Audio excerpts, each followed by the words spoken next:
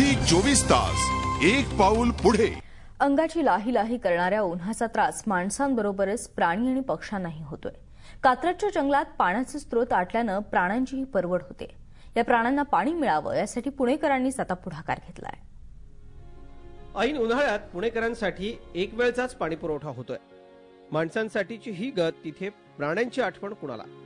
कात्रज जंगलामधल्या हरिण, ससे, कोल्हे, लांडगे आणि माकड अशा प्राण्यांवर पाण्यासाठी वणवण करण्याची वेळ आली आहे। याच प्राण्यांसाठी जैन सोशल ग्रुपनं कात्रजच्या घाटात एक विशेष हौद उभारलाय।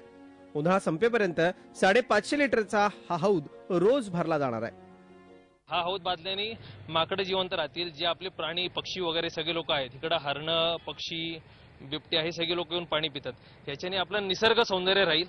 त्या हिशोबाने हा जो मागे हौद आहे तो आम्ही 550 लिटरचा हौद बांधलाय आणि आम्ही लोकांनी असं करून ठेवलंय की दर आठवड्याला 2 दिवस, दर आठवड्यातनं कुठलेही 2 दिवस इकडे हा हौद भरायचा। पुणेकरांनी एक वेळच्या पाणी कपातीनंतर राजकारणी आणि प्रशासनाला धारेवर धरलं। त्यामुळे किमान त्यांची पुढची पाणी कपात तरी टळली आहे। प्राण्यांकडे मात्र अशी सोय नाही, त्यामुळे प्राण्यांसाठी माणसांनाच पुढाकार घ्यावा लागणार आहे। सिमेंटच्या जंगलातील प्राणी आधीच गायब झालेले आहेत, तर पक्षी देखील नामशेष होण्याच्या मार्गावर आहेत।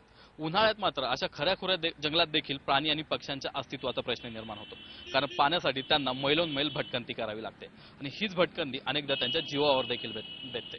त्यामुळे उन्हाळ्यातील असे उपक्रम प्राण्यांना फक्त पाणीच नाही तर जीवदान देणारे आहेत। कॅमेरामन विकी कांबळेसह नितीन पाटोळे, झी 24 तास, पुणे।